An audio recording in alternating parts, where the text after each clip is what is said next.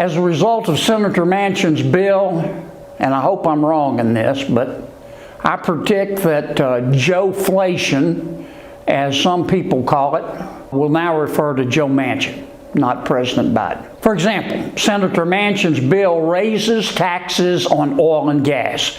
Now, when you tax something, you get less of it, which causes prices to rise. Senator Manchin's message seems to be, since you can't afford gas because of my bill, go buy a $75,000 electric vehicle. That's not going to work in Louisiana. That's not going to work across America. Number two, according to the non-partisan Joint Tax Committee, which doesn't take sides, it's not Republican or Democrat, the burden of Senator Manchin's bill will fall on everyone and their taxes, not just people making more than $400,000 a year.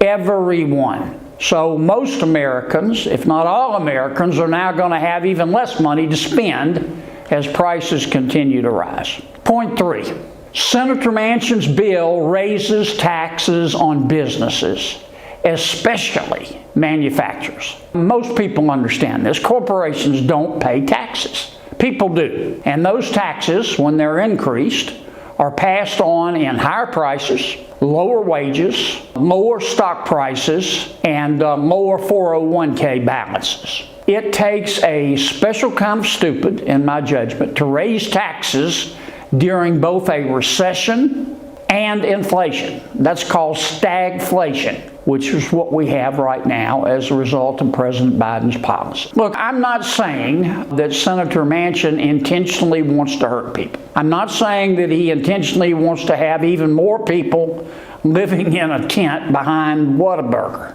But that's going to be the result of this bill. I hope I'm wrong, but I think I'm right. This bill is Tier 1 moronic. Mr. President, on March 31 of this year, my two friends, Senator Joe Manchin and Senator Mark Kelly, wrote to President Biden to request, and I quote, "We are writing to urge you to develop and implement a new 5-year program for oil and gas production in the Gulf of Mexico without delay. My amendment would fulfill that request and make it a congressional directive." Mr. President. Senator from Hawaii. This leasing requirement would be in addition to the leasing already required in this bill, with 75% of offshore leased acres not yet being used. This is unnecessary. But the main thing is that passage of this amendment would jeopardize the whole package. Therefore, I urge a no vote. Senator from Louisiana. Do I have any time left? 20 seconds. Mr. President, all my amendment does would be to take Senator Manchin's letter and Senator Kelly's letter, well-written, well-reasoned, and make it a congressional directive. That's all it does. Thank you, Mr. President. Mr. President, my amendment, which I also offer on behalf of many of my Republican colleagues, would substantially and dramatically lower the cost of insulin for millions of Americans. As you know, Mr. President, we have 1,403 federally qualified health care centers in America, sometimes called community health centers. They have 16,000 sites of service. My amendment would re-implement a rule that President Biden repealed.